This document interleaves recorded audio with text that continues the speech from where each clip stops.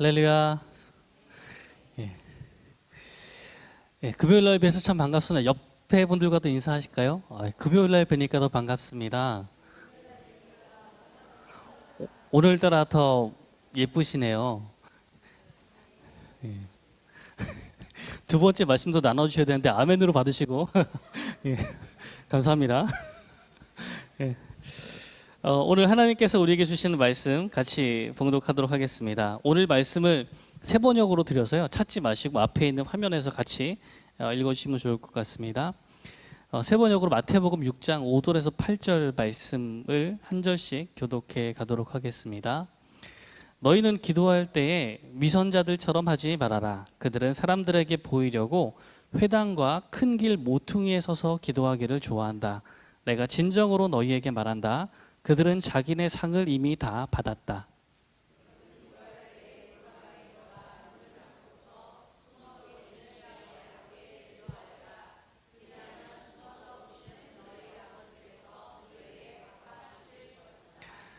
너희는 기도할 때 이방 사람들처럼 빈 말을 되풀이하지 말아라. 그들은 말을 많이 하여야만 들어주시는 줄로 생각한다.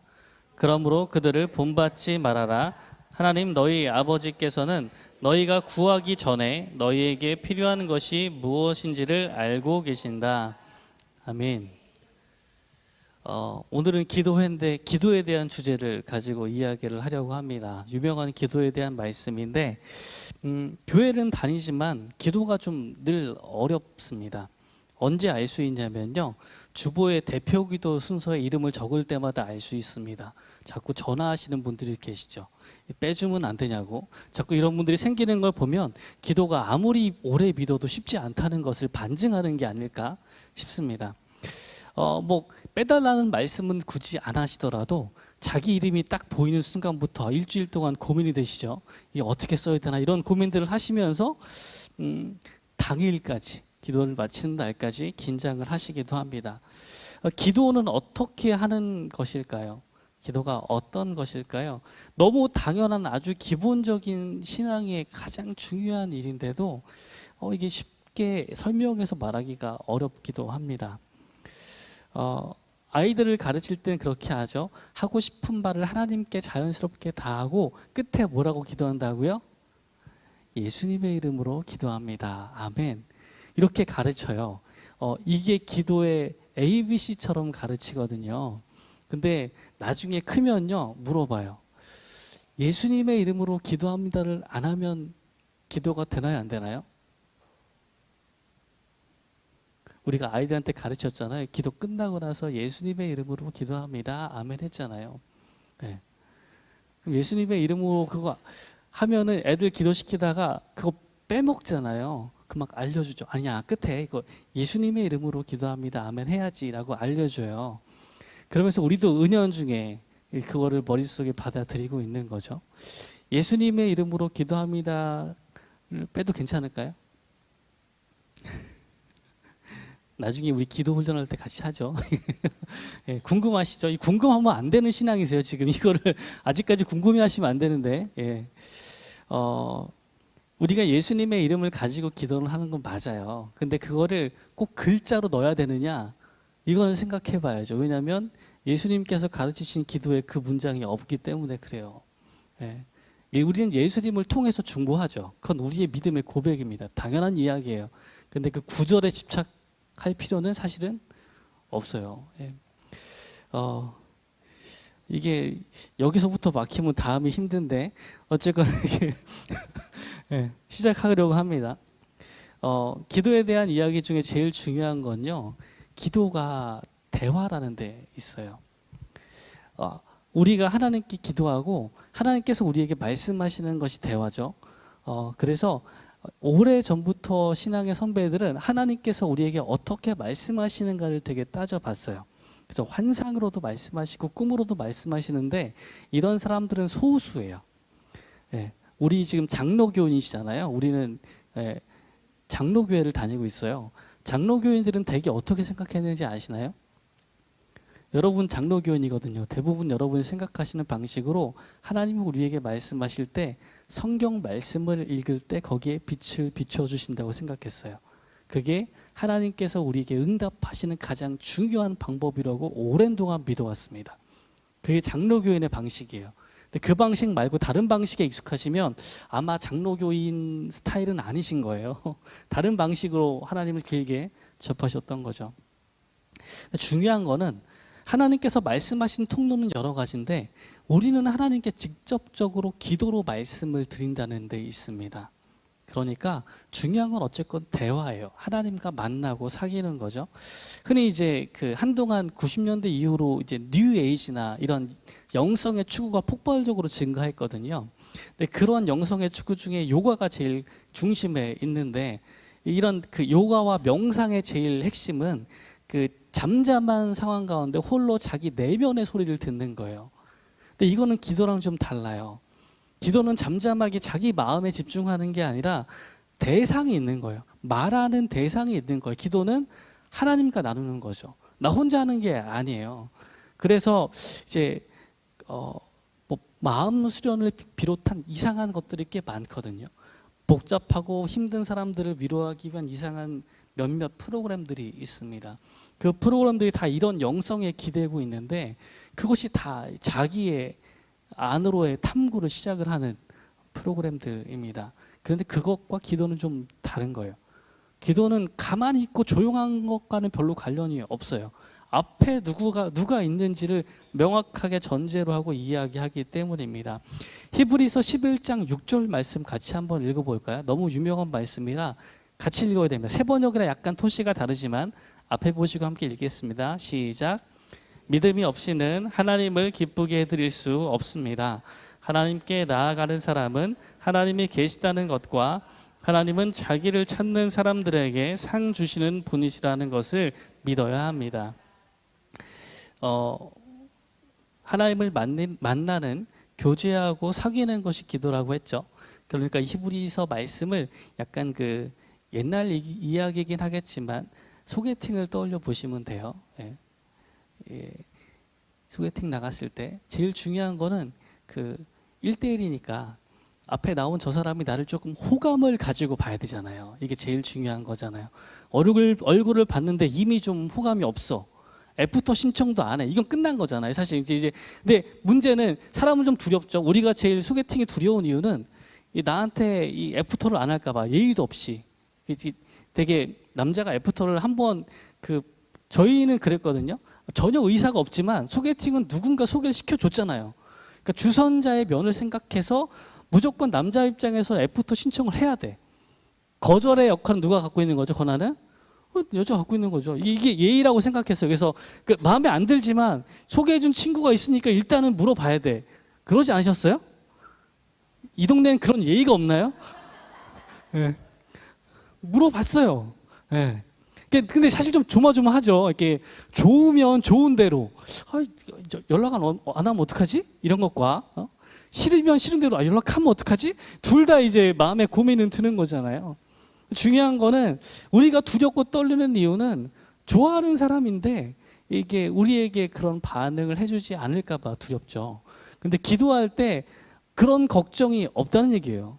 하나님께서 자기에게 말을 하기 위해 찾아오는 사람들을 어떻게 하신다고요? 상 주시는 분. 좋아하시는 거예요. 말 걸어주는 사람을 너무 좋아하는 거예요. 많은 분들이 기도가 어렵대요. 기도가 힘들대요. 근데 하나님 뭐라고 그러세요? 자기한테 말 걸어주는 거를 좋아하시는 분이에요. 괜찮죠? 그러니까 말의 내용이 중요한 게 아니라 말을 거는 게 그냥 좋은 거예요. 이거를 뭐 하라고요? 믿으라고요. 이거를 믿고 시작하는 게 기도예요. 소개팅을 나가는데 약간의 힌트를 소스를 들었어요.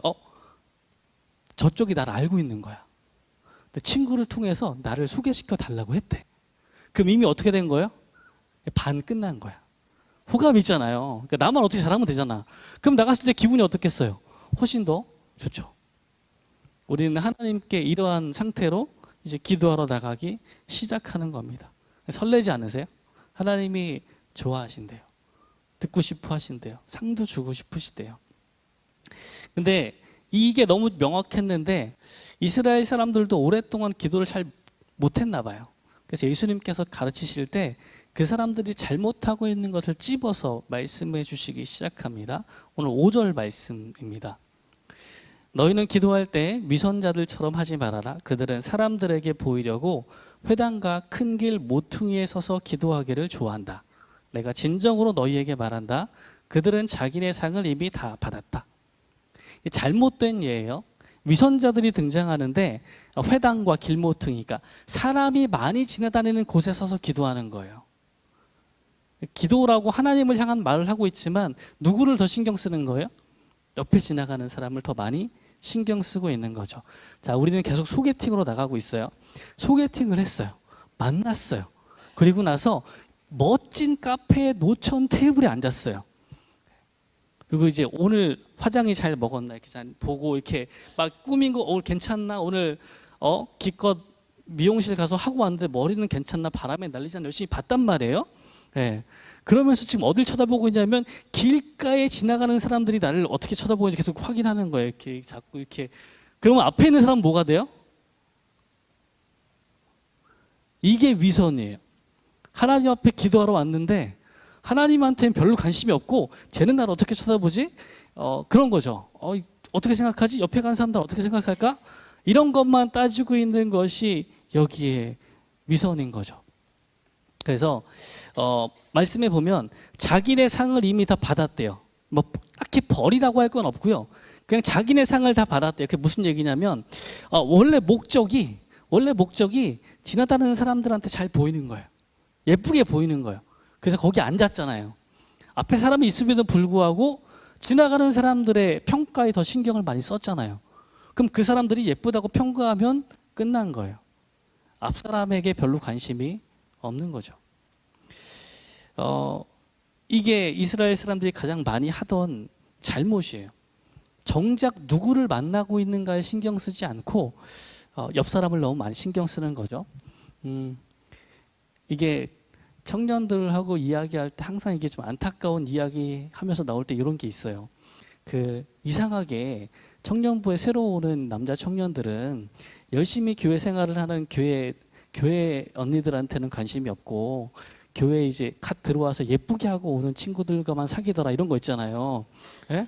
열심히 교회 생활하는 언니들은 기도할 때 하나님만 보잖아요. 막 눈물 막 흘리고 있고 막 머리 막 질끈 묶고 막 이런 상황으로 막 하고 있는데 여기 예쁘게 하고 온 애들은 이렇게 기도도 눈물도 안 흘리고 조용히 하잖아요. 화장 안 번지게. 이런 친구들만 보고 반해서 막 사귄다는 거예요. 이게 얼마나 안타깝겠어요. 그죠? 근데 하나님 어떤 기도를 좋아하시겠어요? 그 교회 언니들 좋아하세요. 왜요? 하나님만 보잖아요. 저쪽에 관심이 없잖아요. 예.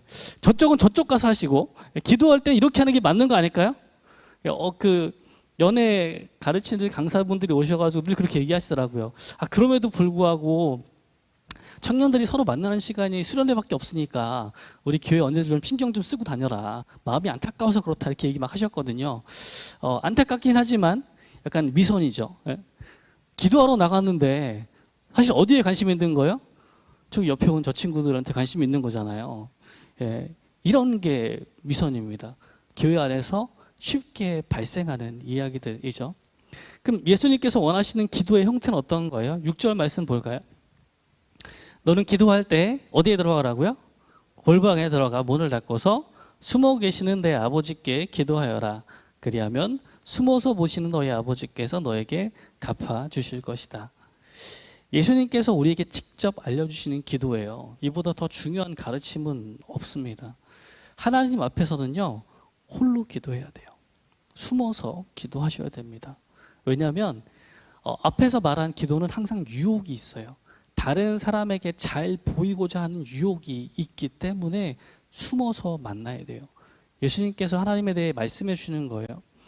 숨어서 계신대요. 숨어서 보신대요. 2번이나 반복해서 이야기하시거든요. 기도할 때 우리가 소개팅하는 그분이 낯을 가려요. 이해하셨어요? 내가 만나는 그분이 낯을 가려. 그래서 따로 만나야 돼.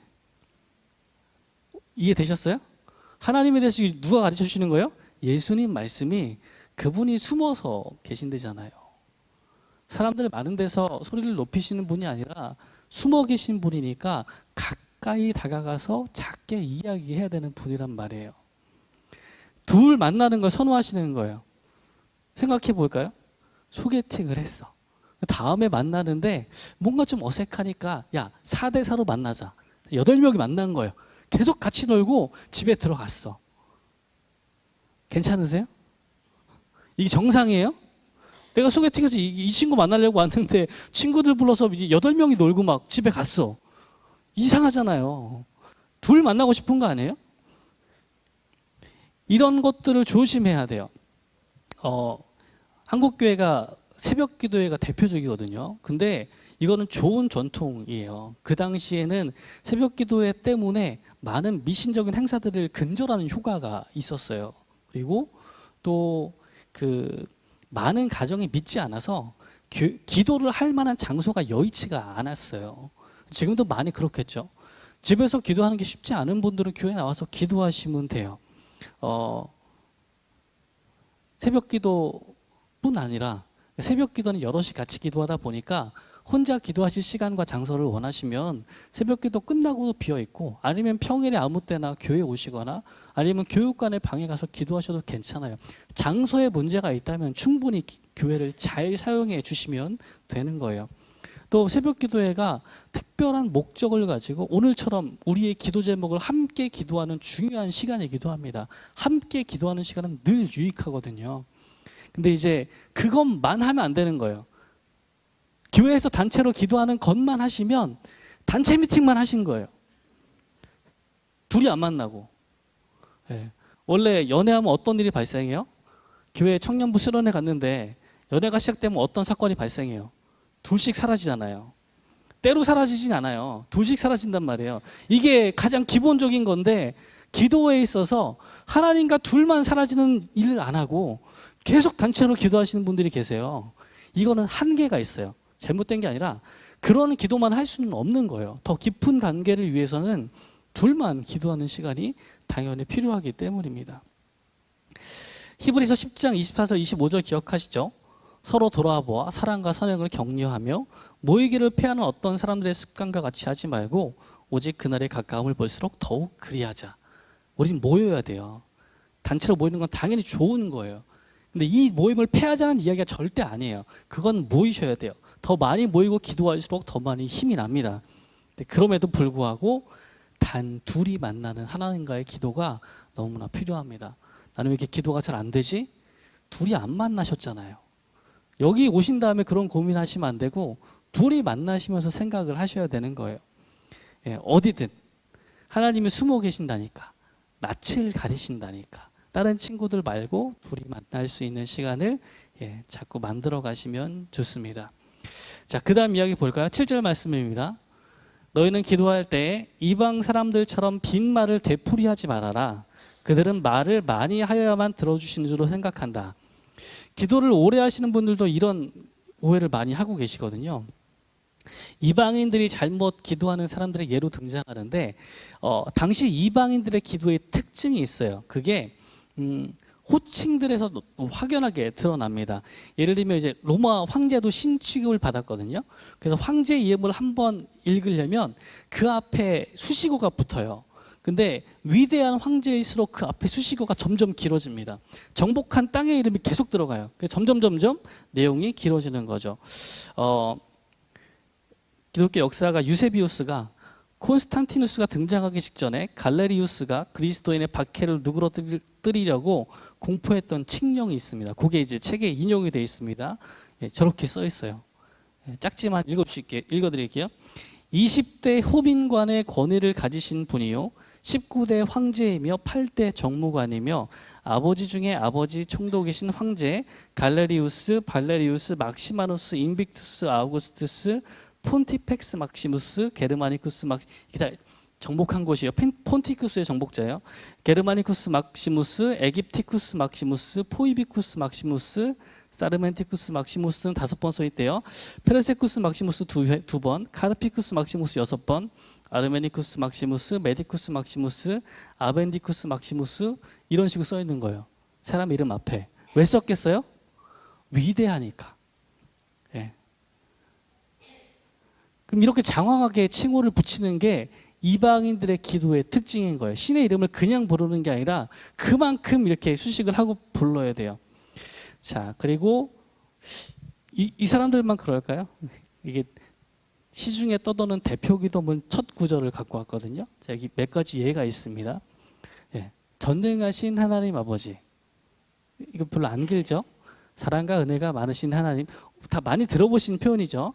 예, 영광을 받으시기 합당하신 주님, 찬양과 영광의 존귀를 세세토록 받으시기 합당하신 하나님. 예, 여기서 안 끝나요. 더 있어요.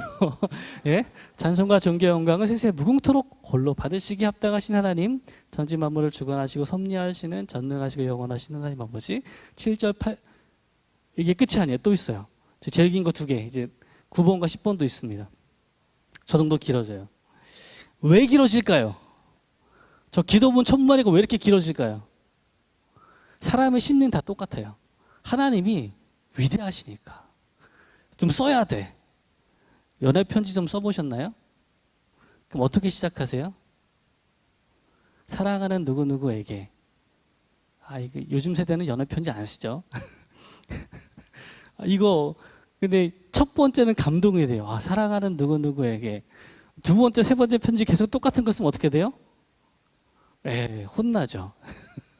바뀌어야지 내용이. 그러다 보면 나중에 어떻게 돼요? 점점 길어지는 거예요. 계속. 표현이 다 그렇습니다. 근데 이 10번째 기도문 제일 긴 거예요. 저희들을 하나님의 형상대로 지으시고 지혜와 능력과 자비가 가득하신 거룩하시며 위대하신 하나님 아버지. 어색하세요? 하나도 안 어색하시죠? 자주 써서 그래요. 예. 우리도 그렇게 자주 썼어요. 근데 그러면서 이 긴 호칭에 익숙해진 거예요. 반면에 이 본문 다음에 바로 주님이 가르쳐 주신 기도가 나오거든요. 9절 말씀 보면은 예수님께서 어떻게 기도 시작하시죠? 하늘에 계신 우리 아버지. 끝이에요. 이렇게 기도하래요. 앞에 있는 긴 호칭 필요해요? 안 필요해요? 안 필요해요. 그렇게 기도하는 것이 누구의 특징이에요? 이방인들의 특징입니다. 하나님을 모르는 사람의 특징이에요. 화려한 말들과 수사구가 앞에 있다고 기도가 멋있어지는 게 아니에요. 예수님은 그렇게 가르쳐 주시지 않았어요. 하나님, 하늘에 계신 우리 아버지. 이보다 더 좋은 기도의 시작은 없습니다. 너무 긴 말을 안 하셔도 돼요. 대표 기도 하실 때 앞에를 너무 길게 쓰시면은 안 되는 거예요. 그죠? 이렇게 하셔도 못 들으신 분도 길게 써오시거든요. 네. 기도 앞에는 길게 하실 필요가 없는, 가능하면 짧게 늘 생각해 주셔야 됩니다. 두 번째는요, 반복이에요. 이방인들 기도의 특징은 반복이에요. 똑같은 말을 계속하는 거. 이거는 사실 그냥 반복과는 좀 의미가 다른데, 이 사람들이 그 예배를 드리는 형식 중에 약간 주문처럼 외우는 것들이 있어서 그렇습니다. 그렇게 반복이 되는 거예요. 뜻과 상관없이 계속 반복해서 말하는 거죠. 이게 바알 선지자들과 아세라 선지자들과 엘리야가 붙을 때도 약간 비슷했던 것 같아요. 열왕기상 본문을 보면 26절부터 이제 소 한 마리를 준비한 다음에 바알과 아세라 선지자가 막 이야기하죠. 바알은 응답해 주십시오 하면서 부르짖어요. 아마 이 어구가 반복되는 어구일 겁니다. 계속 저 말이 반복이 되는 거예요. 바알이여 응답해 주십시오. 이게 반복되는 어구예요. 이 사람들 예배 가운데 이 말이 계속 반복되고 있는 거죠. 시간이 지나가니까 응답이 안 되니까 28절 가면 더 큰 소리로 부르짖죠. 아마 내용은 같을 거예요. 같은 말을 반복하고 있는 거예요. 예배 간습에 따라서 칼과 창으로 피가 흐르도록 찌르기도 합니다. 미친 듯이 날뛰기도, 이게 다 예배 순서에 정해져 있는 거예요. 이 바알은 응답해 주십시오. 이거 얼마나 많이 반복했을까요? 하루 종일 이거 하고 있는데 수천 번 이상 반복했을 겁니다. 근데 엘리야가 드리는 기도를 보시면 36절부터 엘리야가 이야기해요. 엘리야는 자기 하나님을 부를 때 아브라함과 이삭과 이스라엘을 돌보신 주님, 주님께서 이스라엘의 하나님이시고 나는 주님의 종이며 내가 아주 주님의 말씀대로만 이 모든 일을 하고 있다는 것을 오늘 저들이 알게 하여 주십시오. 주님 응답하여 주십시오. 응답하여 주십시오. 이 백성으로 하여금 주님이 주 하나님이시며 그들의 마음을 돌이키게 하시는 주님이심을 알게 하여 주십시오. 이게 끝이에요. 응답하여 달라는 말은 2번 썼습니다. 36절부터 37절까지. 37절부터 38절까지. 38절부터 39절까지. 39절부터 40절까지. 더 반복했을까요? 기도할 때 반복을 많이 한다는 건요, 무조건 반복이 안 된다는 이야기는 아니에요. 반복할 수도 있습니다. 마음이 간절할 때 하나님께 이야기하고 싶은 것은 반복을 해도 돼요. 문제는 의미 없는 반복에 대해서는 하지 말라고 이야기하는 겁니다. 예수님은 제자들에게 기도할 때 그래서 하나님께 단순한 말로 직접 말하듯이 정확하게 우리 이야기를 말하듯이 해야 한다고 가르치고 계세요. 하나님은요, 바알과 달라요. 이방 사람들이 생각하는 신들은 엘리야가 놀리는 말이 있거든요. 야, 바알이 그 화장실 갔는지 지금 뭐 자고 있는지 모르니까 더 크게 해봐. 그러니까 그리스 로마 신들은 사람과 비슷하게 생각했거든요. 그러니까 사람이 하는 실수들과 이런 것들을 다 한다고 생각했어요. 그러니까 깨워야 되고 자극해야 되고 반복해서 자꾸 들려줘야 돼요. 그런데 하나님은 사람이 아니시잖아요. 졸지도 않으시잖아요. 하나님을 부르는 우리의 방식은 우리가 하나님을 어떻게 생각하고 있는가에 따라 달려 있습니다. 그리스 로마 신과 같다면 더 크게 소리를 지르고 피를 흘리며 자극해야 될지도 몰라요. 그런데 우리 하나님은요, 어디 계신다고 했어요? 성도들의 가까이에 마음 가운데 계신다고 말씀하셨잖아요. 그러면 우리가 속으로 말하는 말까지도 숨겨지지 않습니다. 우리가 누구와 만나고 있는지 꼭 기억해야 돼요. 오늘 그래서 8절 말씀을 같이 볼까요? 본문에서 어떻게 이야기하냐면, 그러므로 그들을 본받지 말아라. 하나님 너희 아버지께서는 너희가 구하기 전에 너희에게 필요한 것이 무엇인지를 알고 계신다. 이렇게 이야기합니다. 하나님은 우리가 무엇이 필요한지 알고 계세요. 반복해서 때를 쓰지 않으셔도 괜찮아요. 왜냐하면 알고 계시니까요. 학교에서 아이들 준비물 뭐 가져오라고 이제 알림톡으로 보내줘요. 그러면 아내랑 고민하죠. 누가 이거 어디 가서 어떻게 사올까? 저녁 전에 이렇게 사갖고 내일 줘야 되니까. 이게 부모의 고민 아닐까요? 준비물이 써 있으면 해서 줘야죠. 네. 근데 그거를 아이가 막 떼쓴다고 주는 게 아니라 뭐가 필요한지 알면 준비해서 주게 돼 있습니다. 하나님이 우리에게 무엇이 필요한지 미리 알고 계신 분이라는 사실은요, 우리가 기도하는 것들을 많이 바꿔놓습니다. 떼쓰는 기도들의 대부분이 다 필요가 없는 거예요. 말씀을 정리하고자 합니다. 우리의 기도가 이게 데이트의 시작입니다. 어떻게 변해가야 할까요? 제일 중요한 건 둘만 데이트 해주셔야 돼요. 둘만. 시작해 주셔야 돼요. 다른 사람 끼지 말고 둘만 놓으셔야 됩니다. 하나님은 낯을 가리세요. 둘만 만나셔야 됩니다. 두 번째는요, 말이 짧아도 괜찮아요. 대단하게 화려한 말이 아니어도 괜찮은데 그냥 진심을 담아서 대화해 주세요. 말씀을 드려주세요. 떼쓰실 필요도 없어요. 그냥 말씀 드리시면 돼요. 왜냐면 다 아시니까요. 무엇이 필요한지 무엇이 어려운지 알고 계시니까 그냥 이야기해 주시면 됩니다. 이렇게 기도를 시작해서 우리의 기도가 점점 더 바뀌어 갔으면 좋겠습니다. 통성기도를 할 때 통성기도의 제일 큰 이유는 부르짖어야 할 기도가 있기 때문에 부르짖는 거예요.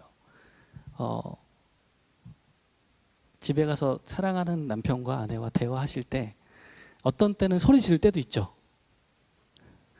예, 소리 지를 때도 있죠. 예, 예, 있죠. 이게 샤워해야 되는데 보일러 안 켜졌을 때 이제 빨리 켜야 되잖아요. 소리 질러야지, 빨리 켜줘야지. 여러 가지가 있는데 어떤 날은 작게도 얘기하고 어떤 날은 크게도 얘기하고 그렇게 얘기하죠. 기도에 대해서 되게 처음 배울 때는 뭐 5가지 손가락 이야기하면서 기도의 처음부터 순서 이렇게 얘기하거든요. 하나님께 기도할 때는 찬양과 경배로 시작하고 이렇게 해서 회개와 감사와 이렇게 해서 끝난다 배우지만 대화는 그런 게 있어요, 없어요? 그날 하고 싶은 내용들이 다 따로 있거든요. 형식이 정해지지 않습니다. 기초는 있고 가이드는 있지만 그럼에도 불구하고 우리의 기도는 정말 대화하듯이 늘어가야 되는 거예요. 급하게 하는 기도도 있고 짧게 한마디로 하는 기도도 있을 수 있습니다. 그러나 그게 우리가 누구한테 이야기하는지가 분명하다면 그게 다 기도가 되는 거예요. 오늘 2가지 꼭 기억하면서 기도했으면 좋겠습니다. 하나님과 꼭 둘이 만나는 기도로 시작하시는 거, 그리고 내 앞에서 이야기하고 있다가 생각하고 내 진짜 말로 이야기하시는 것, 이 두 가지를 통해서 예수님께서 말씀하시는 원하시는 기도에 조금씩 더 가까이 다가가는 우리가 되기를 주님의 이름으로 축원합니다. 함께 기도하겠습니다. 하나님 아버지, 우리가 주님을 만나기 위해 나오는 것을 기뻐하심을 믿습니다. 이제 기도에 대한 막연한 두려움에서 벗어나 설레는 마음과 기대를 담고 하나님과 만나는 그 대화를 시작하려고 합니다. 이 놀라운 데이트를 시작하는 모든 성도들과 함께 해주셔서 이전에 제대로 알지 못했던 주님을 더 깊이 풍성히 알아가게 하여 주시옵소서. 예수님의 이름으로 기도합니다. 아멘.